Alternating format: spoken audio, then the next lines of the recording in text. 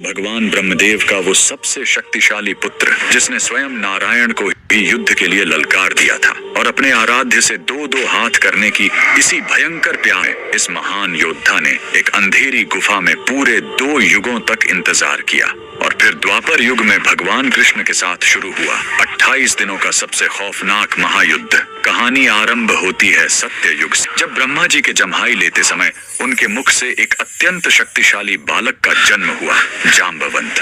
ये साक्षात ब्रह्मा जी के मानस पुत्र थे, जिनके अंदर 100 करोड़ शेरों की ताकत थी। ये ब्रह्मांड के इकलौते ऐसे योद्धा थे जिनकी ताकत स्वयं हनुमान जी के बराबर थी।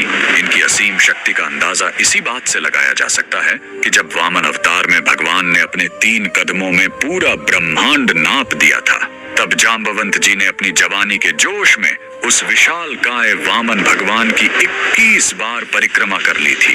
फिर आया त्रेता युग। जाम्बवंत जी ने भगवान राम की सेना का साथ दिया। पूरे रामायण काल में साक्षात नारायण के अलावा कोई ऐसा पात्र नहीं था जो जाम्बवंत जी से युद्ध लड़ सके। ये वही थे जिन्होंने हनुमान जी का मार्गदर्शन किया और उन्हें उनकी भूली हुई शक्तियों की याद दिलाई। लंका विजय के बाद जाम्बवंत जी ने अपने आराध्य श्री राम को ही युद्ध के लिए चुनौती दे दी। भगवान राम मर्यादा पुरुषोत्तम थे, इसलिए उन्होंने मुस्कुराकर कहा, इस युग में नहीं ऋक्षराज, जब मैं द्वापर युग में कृष्ण बनकर आऊंगा तब तुम्हारी ये युद्ध की इच्छा जरूर पूरी करूंगा।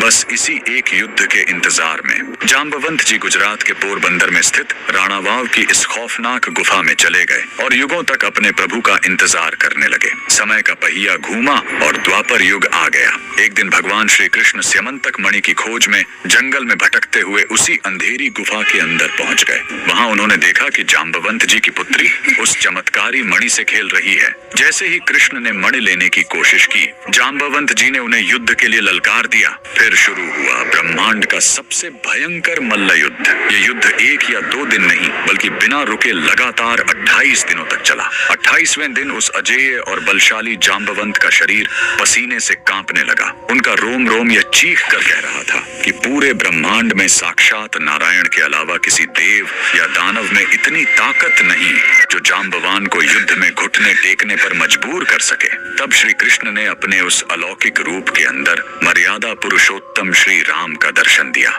जाम्बवंत जी की युगों की इच्छा पूरी हो गई। वो रोते हुए अपने प्रभु के चरणों में गिर पड़े, उनसे माफी मांगी और अपनी पुत्री का विवाह भगवान श्री कृष्ण से करवा दिया। गुजरात के पोरबंदर की जाम्बुवंत गुफा आज भी इस महायुद्ध का जीता जागता प्रमाण है। अगर आप भी भगवान राम और कृष्ण की इस अद्भुत लीला को मानते हैं तो कमेंट में जय श्री राम जरूर लिखें।